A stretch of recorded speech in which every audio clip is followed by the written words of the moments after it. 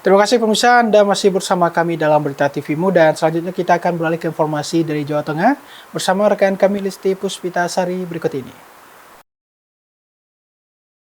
Baik, terima kasih, kita beralih ke Jawa Tengah kembali bersama saya Listi Puspitasari. Mengawali berita pertama dari Jawa Tengah pemirsa. Pimpinan Wilayah Muhammadiyah Jawa Tengah melalui Majelis Pembinaan Kader dan Sumber Daya Insani PWM Jateng akan mendirikan training center. Training center PWM Jateng ini nantinya akan berbasis hotel, sehingga fungsinya bisa sebagai training center dan bisa melayani para pengunjung. Pimpinan Wilayah Muhammadiyah Jawa Tengah atau PWM Jateng melalui Majelis Pembinaan Kader dan Sumber Daya Insani atau MPKSDI PWM Jateng dengan menggandeng beberapa pihak termasuk diantaranya PT Syarikat Cahaya Media atau Surya Muhammadiyah akan mendirikan training center sebagai tempat untuk menyelenggarakan berbagai perkaderan dan pelatihan lainnya. Rapat koordinasi tentang pendirian training center PWM Jateng di ruang rapat BPH Universitas Muhammadiyah Surakarta diikuti PWM Jateng, MPKSDI PWM Jateng, BPH UMS, PDM Karanganyar, PCM Tawangmangu dan Suara Muhammadiyah. Training center PWM Jateng ini nantinya akan berbasis hotel sehingga fungsinya bisa sebagai training center dan bisa melayani para pengunjung. Rektor UMS sekaligus Bendahara PWM Jateng Sofyan Hanif menyampaikan bahwa pendirian training center PWM Jateng rencananya akan bertempat di Tawangmangu merupakan suatu kemajuan. Nantinya segenap stakeholder persyarikatan dapat memanfaatkannya dengan baik.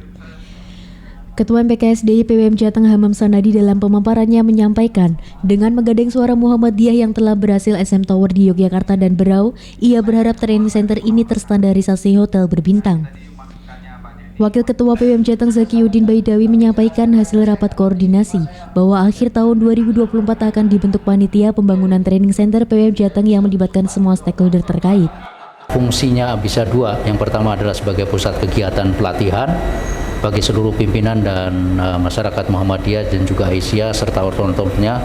Kemudian fungsi yang kedua adalah melayani wisata dan juga merupakan pengembangan dan pemberdayaan ekonomi. Sehingga dari training center ini yang dikembangkan semacam hotel, kita akan mendapatkan pendapatan dan juga pemasukan finansial yang itu berguna bagi pengembangan kegiatan pimpinan wilayah Muhammadiyah Jawa Tengah, lebih khusus lagi adalah MPKSDI. Tim TV-mu memberitakan dari Kota Surakarta, Jawa Tengah.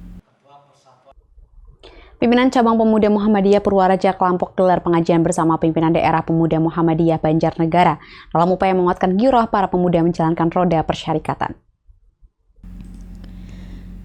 Pimpinan Cabang Pemuda Muhammadiyah atau PCPM Purwareja Klampok dan Pimpinan Daerah Pemuda Muhammadiyah atau PDPM Banjarnegara menggelar pengajian. Acara ini digelar di Gedung Dakwah Muhammadiyah Purwareja Klampok. Kurnia Agung selaku Ketua PCPM Purwareja Klampok berharap agar agenda kali ini dapat menguatkan giroh para pemuda dalam menjalankan roda persyarikatan di kemudian hari. Selain itu, Heri Sunaryo Ketua PDPM Banjarnegara menyampaikan agar para kader pemuda Muhammadiyah bisa meneladani kemandirian Nabi Muhammad karena salah satu bentuk kesalehan adalah kemandirian termasuk mandiri secara ekonomi. Alumni Pondok Mualimin Jogja tersebut juga menekankan kepada seluruh kader agar dapat membangun citra dengan memulai pekerjaan secara jujur dan amanah. Dimas Raditya memberitakan dari Banjarnegara, Jawa Tengah. 363 peselat dari perguruan tapak suci se-Indonesia mengikuti Unimus Tapak Suci Turnamen 4 Nasional yang digelar Unit Kegiatan Mahasiswa Tapak Suci Putra Muhammadiyah Universitas Muhammadiyah Semarang. Kejuaraan ini menarik minat peselat muda dari berbagai daerah di Indonesia. Unit Kegiatan Mahasiswa Tapak Suci Putra Muhammadiyah Universitas Muhammadiyah Semarang atau UKMTS Unimus gelar Unimus Tapak Suci Turnamen 4 Nasional. Diikuti sebanyak 363 pesilat dari perguruan tapak suci se-Indonesia di Gedung Serbaguna Unimus. Kejuaraan ini menarik minat pesilat muda dari berbagai daerah di Indonesia. Peserta turnamen berasal dari berbagai provinsi di Indonesia, diantaranya Jawa Tengah, Jawa Timur, Jawa Barat, Yogyakarta, dan Aceh dengan total sebanyak 55 kontingen. Turnamen ini kejuaraan tapak suci antar sekolah, cabang, atau unit latihan yang melibatkan pelajar SMP, SMA atau sederajat, serta mahasiswa atau dewasa. UKM Tapak Suci telah menggelar turnamen sebanyak 4 kali dan kali keempat ini berskala nasional berbeda dengan turnamen sebelumnya. Beberapa kategori dan kelas ditandingkan dalam turnamen ini. Tingkat SMP ada kategori laga dengan 12 kelas dan seni solo kreatif. Kemudian tingkat SMA dipertandingkan laga dengan 12 kelas, laga bebas, beregu, serta seni solo kreatif. Sedangkan tingkat dewasa hanya dipertandingkan di kelas laga. Ketua Panitia Turnamen Janma Hinggilo Keswara menyampaikan bahwa pemenang di setiap kategori dan juara umum akan merebutkan piala dari pimpinan pusat Tapak Suci. Selain itu, trofi juga disediakan untuk juara di kategori SMP, SMA, dan dewasa atau mahasiswa. Pembina UKM Tapak Suci Unimus Muhammad Munsyarif menyampaikan bahwa turnamen ini bertujuan menciptakan atlet berprestasi baik di tingkat nasional maupun internasional. Meskipun ini uji coba turnamen tingkat nasional, hasilnya sangat memuaskan.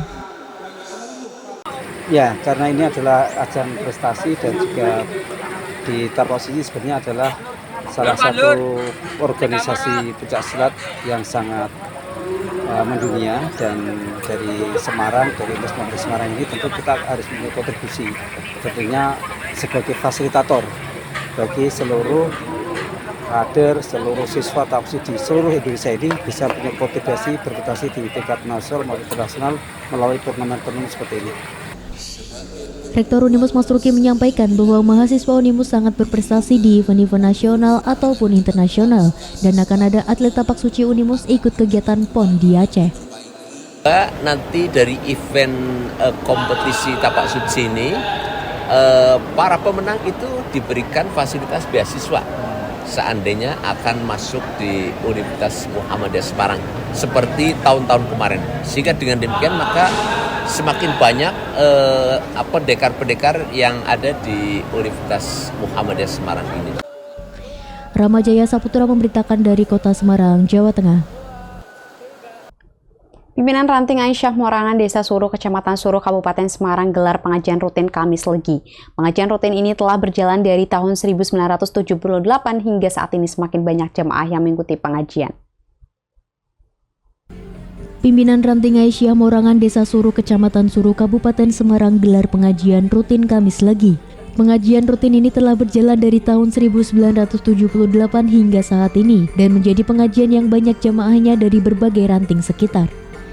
Pengajian ini bertujuan untuk merekatkan antar ranting di Kecamatan Suruh sehingga akan ada kedekatan secara emosional antar ranting.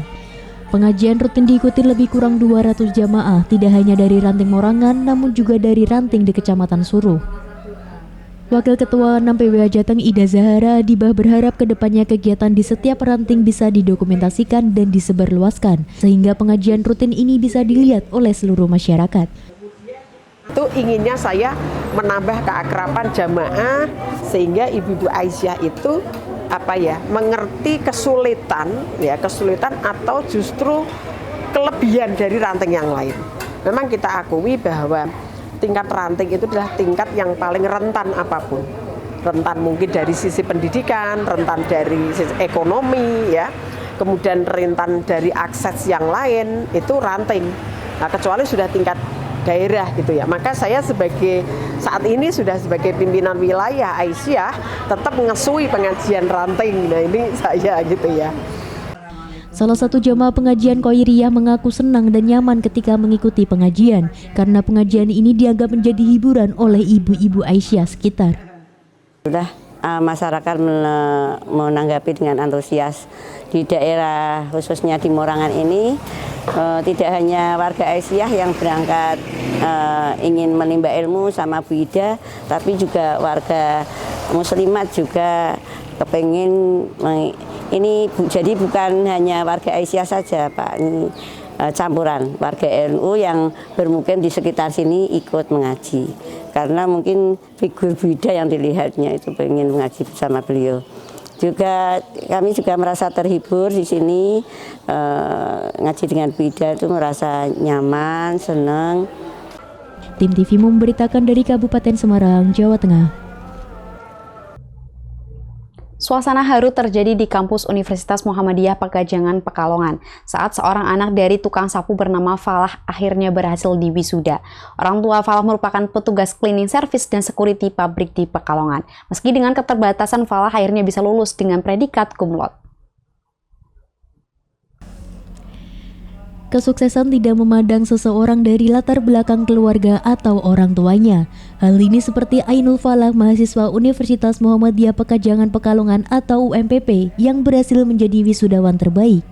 Dengan latar belakang ayahnya seorang satpam dan ibu sebagai cleaning service di puskesmas, selama berkuliah di UMPP, Ainul Falah meraih banyak prestasi perlombaan dan berhasil mendapatkan IPK nyaris sempurna 3,85 dengan predikat cum laude pada program studi Diploma 3 Akuntansi. Tidak hanya berprestasi secara akademik, Falah juga aktif dalam organisasi kemahasiswaan, yakni menjabat sebagai Wakil Gubernur BEM FEB UMPP periode 2022 hingga 2023. Falah mengaku keberhasilannya menjadi salah satu wisudawan terbaik di UMPP ini tidak lepas dari kerja keras orang tua yang selalu mendukungnya untuk bisa menjadi lebih baik. Dirinya juga bercita-cita bisa menjadi akuntan profesional yang amanah dalam pekerjaan. Pertama untuk Bapak sama Ibu, saya mengucapkan terima kasih banyak selama ini telah memberikan doa, dukungan dan dorongan yang tak pernah terputus sehingga saya bisa mencapai ke titik ini. Bisa selalu diberikan motivasi, semangat, sehingga akhirnya saya bisa seperti ini. Terima kasih ya Pak.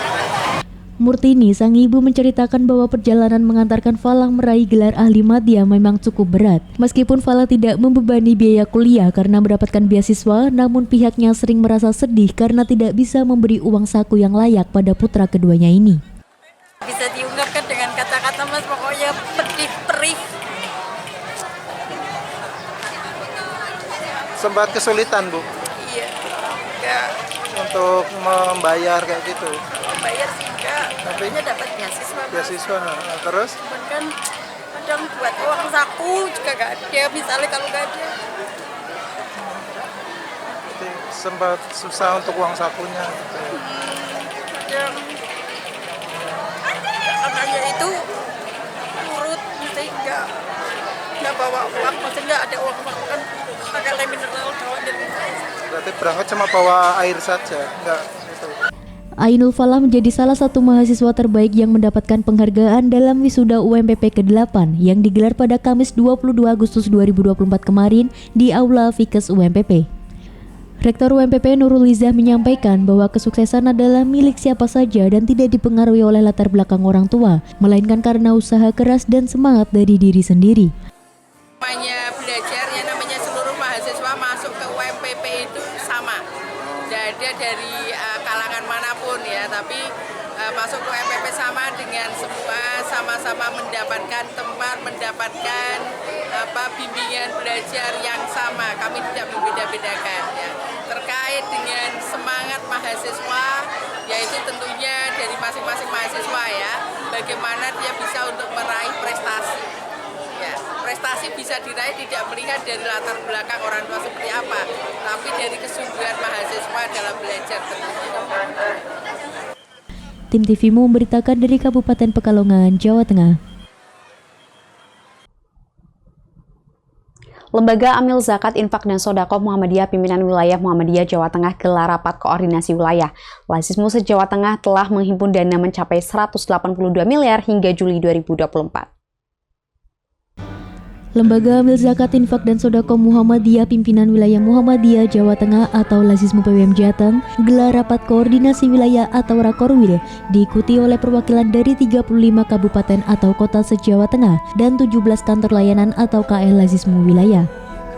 Serangkaian Rakorwil diantaranya evaluasi program Ramadan dan Kurban atau Idul Adha, sharing session, dan sarasehan.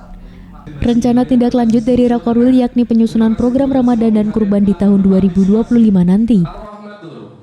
Lazismu se-Jawa Tengah telah menghimpun dana mencapai 182 miliar hingga Juli 2024. Badan Pengurus Lazismu Jateng Dwi Swasana Ramadan berterima kasih kepada seluruh kabupaten atau kota atas capaian yang luar biasa.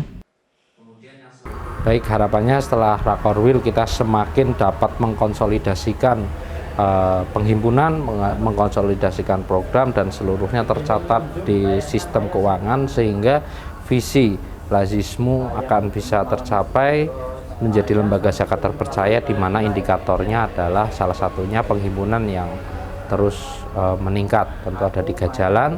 Jalan pertama melalui keuangan yang transparan dan akuntabel, kemudian melalui yang kedua program yang inovatif, dan yang ketiga optimalisasi layanan pada donatur. Ketua Lazismu Pusat Ahmad Imam Mujadid Rais mengapresiasi pencapaian Lazismu Jateng. Secara nasional target penghimpunan dana sudah mendekati angka yang diharapkan dan kontribusi Lazismu Jateng sangat signifikan dalam pencapaian. Tentu harapannya dengan adanya Rakor Will ini sebagaimana temanya yaitu capaian dan inovasi sosial dalam penyaluran atau penyelenggaraan ZISKA, tentu dari Lazismu Pusat berharap Lazismu Jateng bisa terus meningkatkan peran dan dampaknya di tengah masyarakat. Tentu pertama tadi disampaikan oleh Ayahanda PWM Pak Prof Anif. Pertama adalah bagaimana sinergi dan kolaborasi dengan majelis, lembaga dan juga Ortom serta amal usaha Muhammadiyah. Kemudian yang kedua adanya konsolidasi ya. Dan yang ketiga tentu terus mendinamisasi bagaimana kita mencari cara-cara baru dalam menyelesaikan satu persoalan sosial di tengah masyarakat terkait dengan kemiskinan, kesehatan, pendidikan, seperti itu.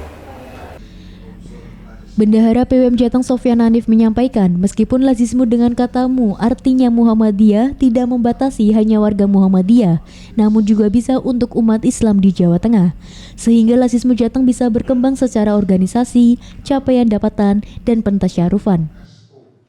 Harapan kita ke depan, Rakor Will ini akan semakin memberikan soliditas, ya, semakin solid dalam pengelolaan Lazismu, termasuk sampai di tingkat yang paling bawah dalam bentuk kantor layanan cabang ranting. Nah, karena sinergitas kantor layanan di cabang ranting tidak bisa lepas dengan Lazismu yang ada di PDM dan PDM dengan wilayah. Kemudian yang kedua, tentu setelah Rakor Will ini selain meneguhkan konsolidasi, yang kedua adalah bagaimana Lazismu Jawa Tengah ini bisa menemukan berbagai bentuk inovasi baru dalam pengelolaan Lazismu, sehingga diharapkan capaian perolehan pengumpulan dana itu juga semakin besar. Meskipun dalam hal ini Lazismu Jawa Tengah itu menjadi kantor Lazismu yang terbesar di seluruh Indonesia. Jadi capaian pendapatannya itu nomor 1 di Indonesia.